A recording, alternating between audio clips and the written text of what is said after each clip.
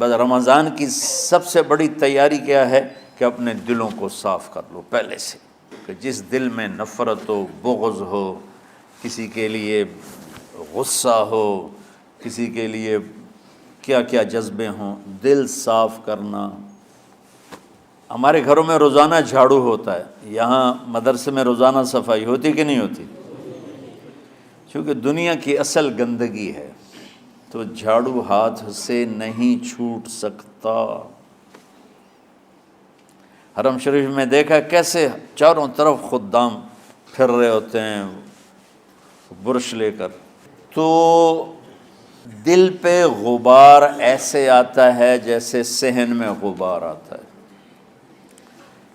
دل پہ گندگی ایسے آتی ہے جیسے صحن میں آتی ہے۔ تو ہم نے نظام بنایا ہوا ہے، لوگ مقرر ہیں وہ روزانہ جھاڑو دیتے ہیں۔ تمہارا دل ایک آنگن ہے، ایک صحن ہے، اس میں بغض، نفرت، حسد، پتہ نہیں کیا کیا گندگیاں آئیں گی اور آتی رہیں گی۔ بچوں ایک کام کرو، جھاڑو پکڑ لو، صاف کرو۔ یا اللہ معاملہ تجھ سے کرنا ہے، لوگوں سے نہیں۔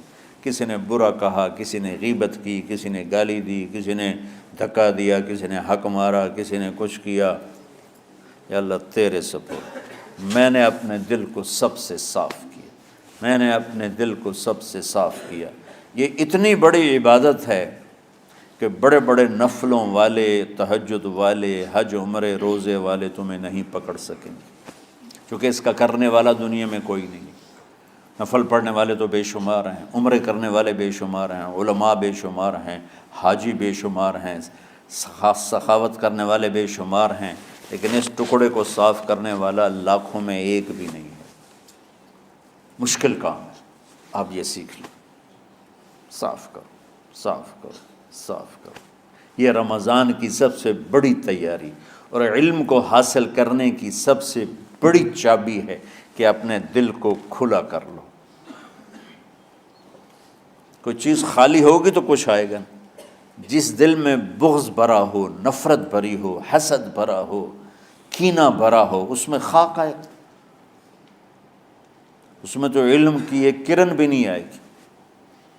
اس زبان سے چاہے جتنے مرضی موتی بکھیرے، دل اس کا اندھا ہوگا۔ لا تعمى الابصار ولكن تعمى القلوب التي في الصدور۔ یہ آنکھوں سے اندھے نہیں، دل سے اندھے ہیں۔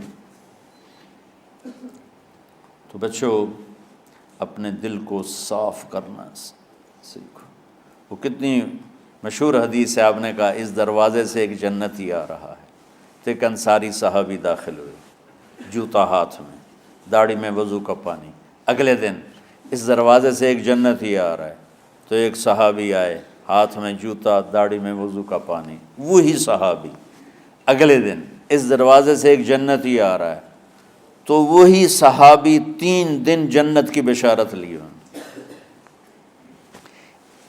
اس صحابہ کی جماعت میں ایک شخص ہیں جن کا نام ہے عبداللہ بن عمرو بن عاص۔ ان سے بڑا عبادت گزار صحابہ میں کوئی نہیں تھا، نہ سابقین میں نہ متاخرین میں، نہ پہلوں میں نہ بعد والوں میں۔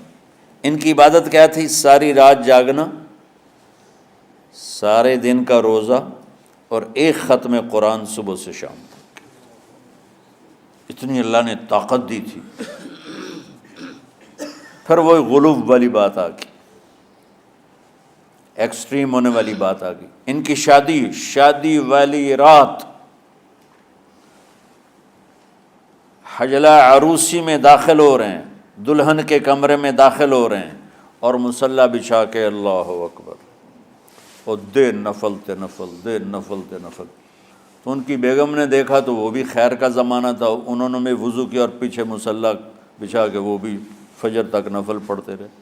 صبح ہوئی تو حضرت عمرو بن عاص رضی اللہ عنہ نے پوچھا، بیٹی رات کیسی گزری؟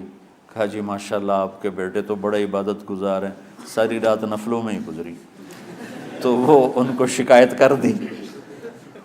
حضرت عمرو بن عاص کو اتنا غصہ چڑھا، بیٹے کو تو کچھ نہیں کہا، کتنی حکمت کی بات ہے، سیدھے گئے اللہ کے نبی کے پاس، یا رسول اللہ یہ عبداللہ دیکھیں کیسا نادان ہے، اس کی شادی کی ساری رات نفل پڑھتا رہا۔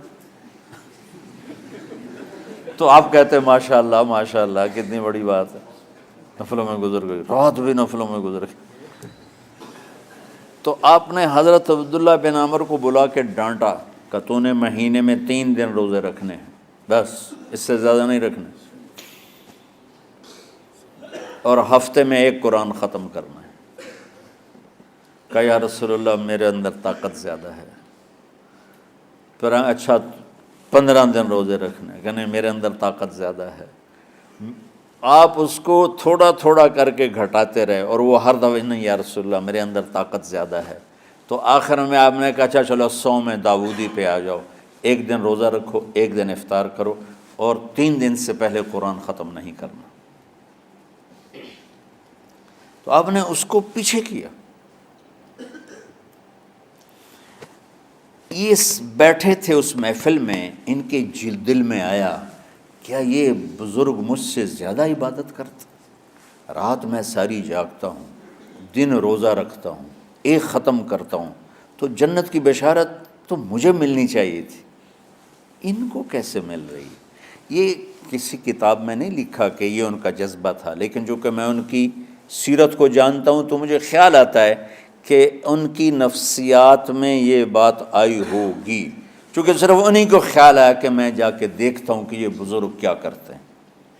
تو ان کے پاس پہنچ گئے، چاچا، ذرا وہ ادھیڑ عمر تھے، چاچا وہ میرے ابا تھوڑے ناراض ہیں، تو کچھ دن آپ کے پاس گزار لوں؟ کا بیٹا بسم اللہ آ جاؤ۔ اب رات ہوتے ہی عشاء کی نماز پڑھ کے انہوں نے جلدی سے چادر اوپر لی اور یوں سراغ کر کے ان چاچا کو دیکھنے لگے ایسے کر کہ اب یہ کیا ساری رات سجدہ کرے گا، اور ساری رات روتے روتے روتے روتے مصلی گیلا ہو جائے گا، یا ساری رات رکوع کرے گا، ساری رات قیام کرے گا، ساری رات قرآن پڑھے گا، اس تصور سے یوں دیکھ رہے۔ اور وہ بزرگ صحابی تشریف لائے، سرانے پہ سر رکھا، اللہم بسمک اموت و احیا، ہو گئے۔ اب یہ دیکھ رہے ہیں ابھی اٹھیں گے، ابھی اٹھیں گے، ابھی اٹھیں گے، اٹھے نا، فجر کی اذان پہ اٹھے۔ اب یہ تو حیران پریشان ہو گئے کہ یہ کیا ہو؟ اس زمانے میں تو منافق تہجد نہیں چھوڑتے تھے ڈر کے مارے کہ پتہ نہ چل جائے ہمارے کفر کا، تو یہ چاچا جنت بھی لے گیا تو ستا بھی پیا کہ چلو کل دیکھوں گا۔ اگلی رات پھر چادر سر پہ کر کے اور یوں سوراخ کر کے لیٹے ہوئے اور دیکھ رہے۔ چاچا پھر تشریف لائے اور سرانے پہ سر رکھا، اللہم بسمک اموت و احیا، ہو گئے۔ فجر کی اذان پہ اٹھے، یہ اور پریشان ہو گئے کہ میرا نبی کا فرمان تو سچا ہے، اس میں تو شک بھی کفر ہے، لیکن عمل کیا ہے جس پر اس کو جنت کی بشارت ملی؟ 2 رکعت نفل بھی نہیں۔ اور آج کے دور میں تم میں سے ماشاءاللہ اکثر بچے تہجد پڑھتے ہیں کہ 1 رات اور دیکھوں گا، تیسری رات اللہم بسمک اموت و احیا، ہو گئی ساری رات۔ تو تیسری رات پھٹ پڑے عبداللہ بن عمر، کہنے لگے چاچا میری ابا سے کوئی لڑائی نہیں تھی، 3 دن میں تیرے بارے میں سنتا رہا، جنتی جنتی جنتی۔ میں دیکھنے آیا تھا کہ آپ کیا کرتے ہیں، آپ تو کچھ بھی نہیں کرتے ہو، ساری رات سوتے رہتے ہو، اب کیا کرتے ہو؟ انہوں نے کہا بیٹا یہی ہے جو تم نے دیکھا ہے۔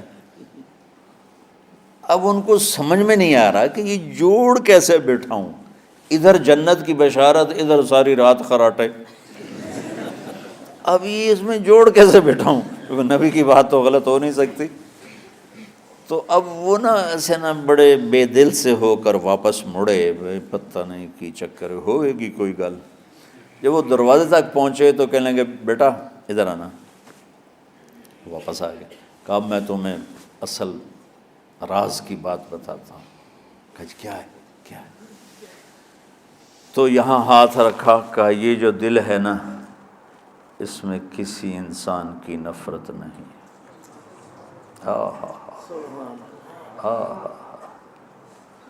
اور جب اللہ کسی کو رزق دیتا ہے، عزت دیتا ہے، مجھے کبھی حسد نہیں ہوا، مجھے خوشی ہوتی۔ تو عبداللہ بن عمر نے کہنا تھا ہاں یہ بات ہے، نہیں، انہوں نے کہا ہاذا ہوا، اچھل کے کہنے لگے ہاذا ہوا، ہاں ہاں ہاں ہاں یہی ہے یہی ہے یہی ہے۔ پھر کہنے کہ چاچا پر یہ میرے بس کا نہیں ہے، کون کرے گا یہ؟ اتنے بڑے آدمی ہو کر کہہ رہے ہیں کہ یہ میرے بس کا نہیں۔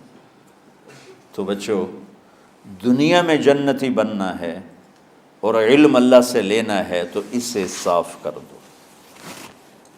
سب کی نفرت سے۔ سب، اس نے مجھے یہ کیوں کہا، اس نے مجھے یوں کیوں دیکھا، اس نے میرے بارے میں یوں کیوں کہا، اس نے میرے بارے میں یہ کیوں لکھا۔ جس کی تعریف ہوتی میری کتنی برائی ہوتی، صرف تعریف تو نہیں ہوتی، بھرا پڑا سوشل میڈیا مجھے گالیاں دیں۔ اللہ کے فضل سے میرے دل میں ایک ذرے کے برابر کبھی کوئی منفی جذبہ نہیں آیا، آئے تو میں دھو کے صاف کر دیتا ہوں، یا اللہ میں نے اپنے دل کو صاف کیا، میرا معاملہ تیرے ساتھ ہے، کسی کے ساتھ نہیں۔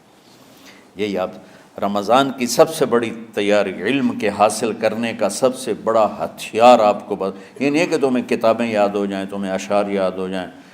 تو ساری امت سے کہتا ہوں رمضان کا استقبال کرو، دلوں کو صاف کر کے، نفرتوں کو مٹا کے، مذہبی نفرت، دنیاوی نفرت، رشتوں کی نفرت، بول چال کی نفرت، سیاست کی نفرت، لین دین کی نفرت، ان سب سے اپنے دل کو صاف کرو تاکہ رمضان میں اللہ نے علم اتارا، اللہ تعالیٰ آپ کو علم عطا فرمائے، اور باقی لوگ جو عام دنیا میں زندگی گزار رہے ہیں ان کے دلوں میں اللہ رمضان کا نور اتارے اور ہدایت کا نور اتارے۔ یہ سب سے بڑی تیاری ہے اس کی۔ اور کسی سے گلہ ہے، غصہ ہے، ناراضگی ہے، کسی سے بولتے نہیں ہو، ابھی سے شعبان آ چکا ہے، آپ شعبان سے رمضان کی تیاری شروع فرما دیتے تھے، تو اس کی تیاری کیا ہے؟ وہ دلوں کو صاف کرو، معاف کرو، معافی مانگو، تمہارا قصور نہیں پھر بھی معافی مانگ لو، دلوں کو صاف کرو، اور اللہ سے سخاوت مانگو کہ اللہ کو سخی بھی پسند ہے اور صاف دل والا بھی پسند ہے۔